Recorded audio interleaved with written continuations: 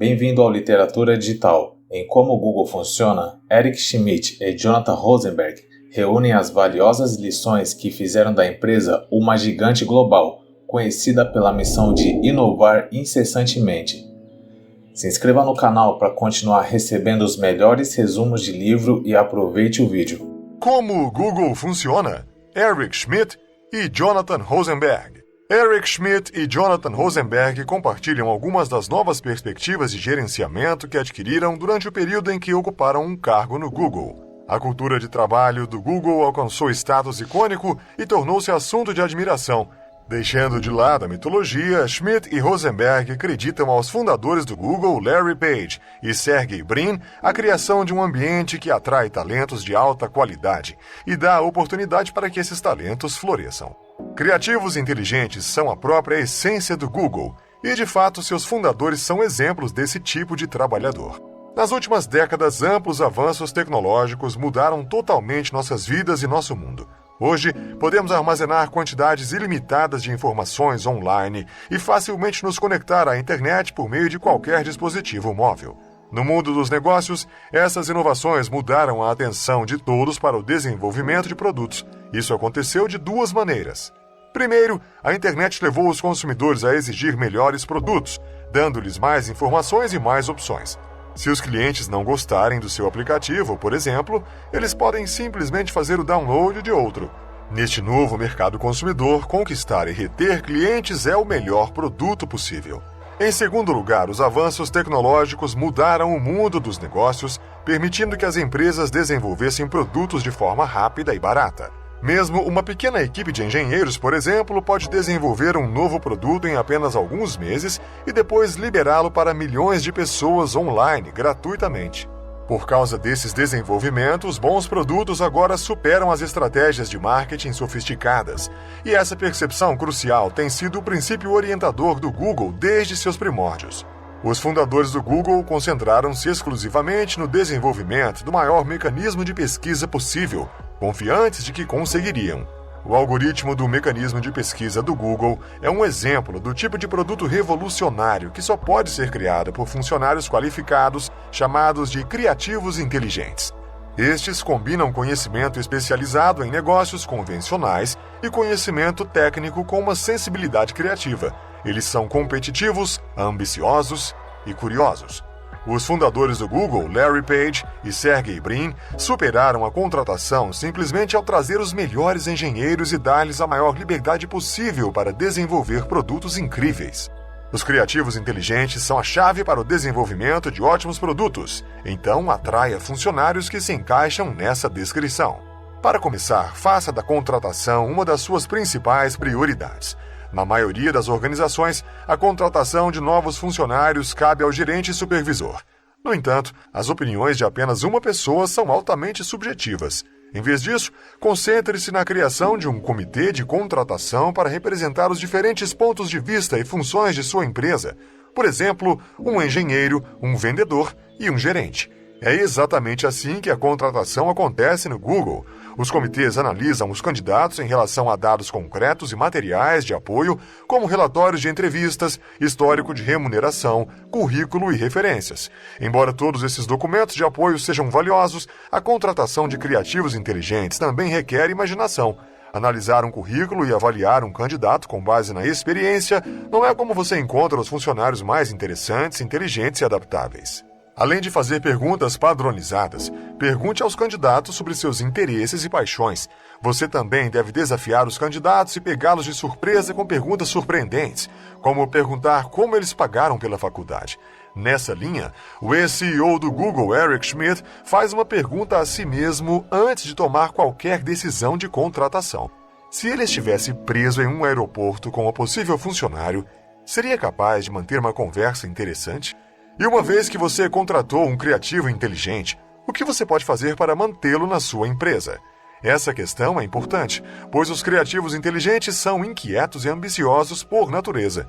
Em algum momento, eles podem querer deixar sua empresa e tentar algo novo.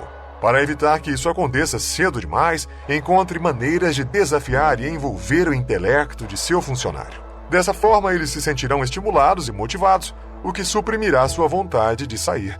Por exemplo, quando um engenheiro de renome queria deixar o Google, Schmidt convenceu-o a ficar, convidando-o a participar das principais reuniões com os fundadores. Assistir a essas reuniões permitiu que o engenheiro aprendesse coisas novas sobre o negócio e, como resultado, ele acabou ficando no Google por mais 2 anos.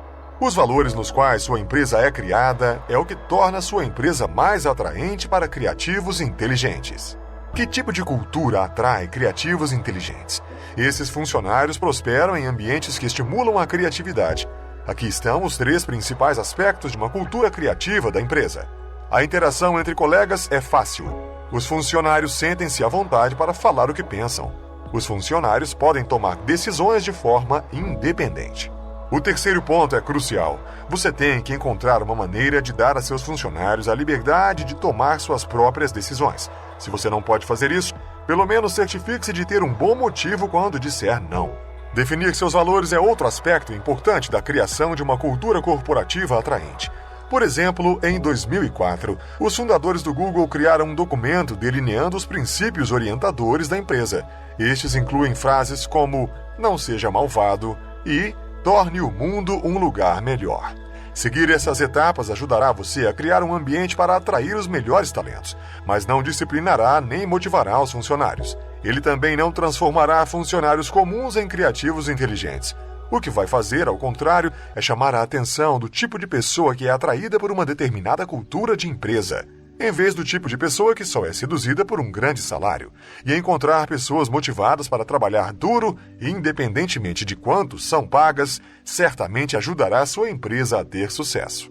Por exemplo, em 2002, o fundador Larry Page viu alguns anúncios de que não gostava em uma página de pesquisa do Google. Ele imprimiu a página da web e postou em um quadro de avisos na cozinha da empresa com a legenda: "Esses anúncios sugam". Uma equipe de engenheiros viu a nota de Page em uma sexta-feira, e embora a equipe não fosse oficialmente responsável pelos anúncios, eles se inspiraram no problema e trabalharam nele durante seu próprio tempo livre no fim de semana. Na segunda-feira seguinte, eles encontraram uma solução. Não é que o próprio Google inspire este nível de devoção. Em vez disso, a cultura da empresa atrai pessoas intrinsecamente motivadas e dedicadas. Em termos de estratégia, você estará mais preparado para o inesperado se criar uma base estratégica ao invés de um plano estático. A maioria dos CEOs pode achar que a empresa precisa de um plano de negócios, mas está errada. De fato, a maioria dos planos tradicionais inevitavelmente leva ao fracasso.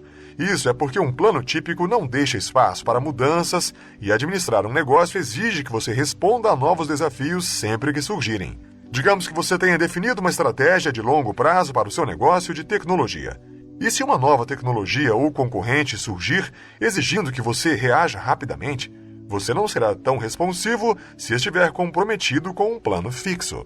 Veja a diferença. Um plano é um guia passo a passo para administrar sua empresa.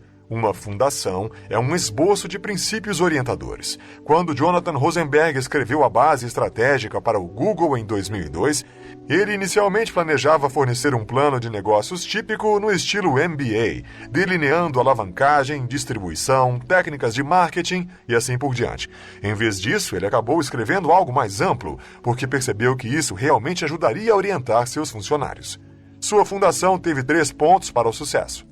Cada novo produto deve basear-se em uma ótima percepção técnica, uma nova maneira de aplicar conceitos de design ou tecnologia para reduzir o custo ou aumentar a funcionalidade de um produto. Concentrar-se em criar crescimento rápido em escala global, pois os concorrentes podem facilmente alcançar vantagens menores. A melhor maneira de criar escala e crescimento é desenvolvendo uma plataforma, uma combinação de produtos e serviços que cria novos mercados unindo as pessoas. Ser o mais aberto possível, quando puder, compartilhar suas informações com o mundo. O estabelecimento dessa base permitiu que os criativos inteligentes do Google aplicassem suas habilidades e talentos especiais à criação de soluções inovadoras para problemas inesperados. Crie um caminho para que todas as opiniões e posições sejam consideradas e discutidas. Cabe a você impor uma discussão, não uma decisão. Nas empresas tradicionais, a tomada de decisão tende a ser hierárquica. A gerência sênior faz as grandes chamadas, enquanto todos concordam. No entanto, se você tiver a sorte de gerenciar uma empresa composta por criativos inteligentes, as coisas funcionam de maneira diferente. O processo de tomada de decisão se torna tão importante quanto a decisão em si, porque se os funcionários não apoiarem a decisão, eles simplesmente não a seguirão. Por exemplo, Sergey Brin discordou em um ponto com o engenheiro. Em vez de forçar seu subordinado a aceitar sua decisão, Brin propôs um compromisso. Metade da equipe o seguiria e a outra metade poderia seguir o engenheiro. Mas, no final, toda a equipe acabou seguindo a solução do engenheiro e não a de Brin. Esse processo é eficaz porque envolve todos e garante que os funcionários apoiem a decisão final. Em um ponto, Eric Schmidt, Larry Page e Sergey Brin discordaram sobre uma nova característica do produto. No final, nenhum dos fundadores venceu, mas discutindo suas opções, eles criaram uma solução ainda melhor. Como você pode ver, boas decisões exigem consenso. Mas é claro, quando todos discutem opções diferentes, a decisão certa pode levar uma eternidade. E, no entanto, o timing é importante. Decisões importantes podem e devem ser discutidas em detalhes, mas ainda é crítico usar prazos para que as decisões não cheguem tão tarde a ponto de serem inúteis para a empresa. Por exemplo, quando o Google estava considerando um acordo com a AOL em 2002, Schmidt reconheceu a gravidade de tal decisão e convocou reuniões diárias sobre o assunto por 6 semanas. Dessa forma, sua equipe teve tempo suficiente para discutir e debater várias opções, mas garantiu que uma decisão ainda seria tomada dentro de um prazo apropriado. Quando você gerencia os criativos, precisa ter uma abordagem aberta das informações para promover um ambiente de trabalho mais criativo e colaborativo. A informação é uma moeda valiosa. Isso pode explicar por que tantos gerentes mantêm uma mentalidade do tipo Scrooge quando se trata de compartilhar o que eles sabem. Mas isso simplesmente não é uma opção para quem supervisiona criativos inteligentes. No Google, os relatórios trimestrais da empresa não são apresentados apenas ao conselho de administração, mas também são fornecidos a todos os funcionários para análise. Além disso, a intranet da empresa, chamada MoMA, armazena informações sobre todos os produtos em desenvolvimento. Ele também abriga os objetivos individuais de cada funcionário e os relatórios de status semanais. Dessa forma, todos sabem o que todo mundo está fazendo, facilitando muito para os funcionários colaborarem e compartilharem conhecimento, mesmo em diferentes departamentos. Mas a abertura não é apenas um atributo positivo para cultivar em nível organizacional. Também é importante incentivar os funcionários a se abrirem. Deixe claro que qualquer discussão será bem-vinda. Embora a maioria das empresas tenda a ser estritamente hierárquica, os criativos inteligentes funcionam melhor quando têm a oportunidade de falar o que pensam. Os fundadores do Google nutrem essa tendência em seus funcionários ao realizar reuniões semanais em toda a empresa. Antes das reuniões, todos os funcionários têm a oportunidade de enviar uma pergunta para um banco de dados online. Os fundadores se asseguram de responder a todas as perguntas e os funcionários também podem fazer perguntas individuais para dar prioridade a eles. E, como consequência dessas políticas pró-abertura, os membros da equipe no Google se sentem à vontade para iniciar suas próprias conversas com colegas. Um funcionário, por exemplo, escreveu um manual do usuário sobre si mesmo, com conselhos sobre como trabalhar com ele de maneira mais eficaz. Outro funcionário configurou o horário de expediente, gerando tempo para qualquer um que quisesse fazer suas perguntas. Não é possível reforçar artificialmente a inovação, mas você pode criar um clima que incentive isso. Muitas empresas tentam impor artificialmente a inovação, por exemplo, nomeando um Chief Innovation Officer, mas isso raramente é eficaz. Na verdade, um dos funcionários do Google era anteriormente chefe de inovação no Yahoo. Seu trabalho envolvia estimular a inovação na empresa, organizando apresentações direcionadas a engenheiros. Claro, foi uma tarefa sem futuro. Até mesmo a filha de 12 anos do executivo apontou que desperdiçar o precioso tempo de um engenheiro ensinando-o a inovar não era muito inovador em si. Então, o funcionário deixou o Yahoo e conseguiu um emprego no Google. Mas se não há como reforçar a inovação, como você pode ser uma empresa que cria produtos inovadores e surpreendentes? Embora você não possa tornar seus funcionários mais inovadores, você ainda pode seguir algumas dicas simples para criar um clima que estimule a inovação. Primeiro, defina metas altas que desafiem seus funcionários. Como regra geral, tente 10xing a cada meta que você definiu inicialmente. Por exemplo, os relógios de quartzo são 10 vezes mais precisos do que os relógios mecânicos mais precisos e custam 1/10 mais. Outra maneira de incentivar a inovação é estar aberto ao risco e ao fracasso. No Google, por exemplo, 70% do orçamento da empresa vai para projetos centrais.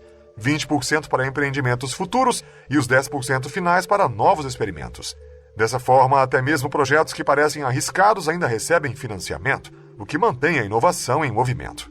E, finalmente, se você realmente deseja ter uma empresa inovadora, permita que seus criativos inteligentes façam o que você os contratou. Seja inteligente e criativo. É por isso que o Google permite que todos os engenheiros passem 20% de seu tempo no trabalho buscando o que quiserem. Na verdade, um dos produtos de maior sucesso da empresa, o Gmail, era o produto de 20% do tempo de um funcionário. Reduzir procedimentos que bloqueiam o desenvolvimento natural de boas ideias leva a um ambiente de trabalho mais produtivo. O desenvolvimento de produtos deve ser orientado pelo pensamento orientado para o futuro. Ao desenvolver produtos, as empresas devem se concentrar na experiência do usuário antes dos lucros projetados. Os funcionários são o maior patrimônio de uma empresa e o processo de contratação é fundamental para um empreendimento de sucesso. Todo funcionário deve ter uma lista autogerenciada de objetivos e resultados importantes que eles tornam públicos. Uma empresa de sucesso é aquela em que as objeções são obrigatórias. Lições importantes podem ser aprendidas com o fracasso. Um produto não precisa ser perfeito no primeiro lançamento. Mudanças necessárias podem ser feitas quando o produto estiver funcionando no mundo real. Uma empresa de sucesso pode investir no desenvolvimento de novos produtos, mas a maior parte dos recursos da empresa deve ser gasta para apoiar e aperfeiçoar o negócio principal. É importante que as empresas não se concentrem na concorrência, mas sim em atuar com sua própria agência. Um executivo eficaz garante que todas as comunicações sejam eficientes e transparentes. Neste livro você aprendeu que o tema geral das práticas de gerenciamento de negócios do Google é manter os processos ágeis. Como as ideias e as condições do mercado estão em constante evolução, os planos de negócios revestidos de ferro são vistos como peso morto. O Google realiza reuniões presenciais frequentes, mas as limita a menos de 10 pessoas e se concentra em dados em vez de apresentações prolixas. A supervisão legal é necessária, mas não é necessário que os advogados se envolvam em discussões sobre os detalhes. Produtos em falha, por maiores que sejam, podem falhar e não prejudicar o talento e os recursos da empresa. O progresso também pode ser retardado, prestando muita atenção aos concorrentes. Uma empresa deve estar ciente do que a concorrência está fazendo, mas viajar rapidamente pelo seu próprio caminho. Assim, para desenvolver uma cultura de inovação como a do Google em sua própria empresa, priorize a contratação e retenção de criativos inteligentes ou funcionários talentosos e motivados. Você pode ter que desistir de algum poder ou ajustar seu estilo de liderança, mas os resultados valerão a pena. Se você gostou desse vídeo, não se esqueça de se inscrever no canal e escreva nos comentários qual livro você gostaria que eu trouxesse aqui. Te vejo no próximo vídeo.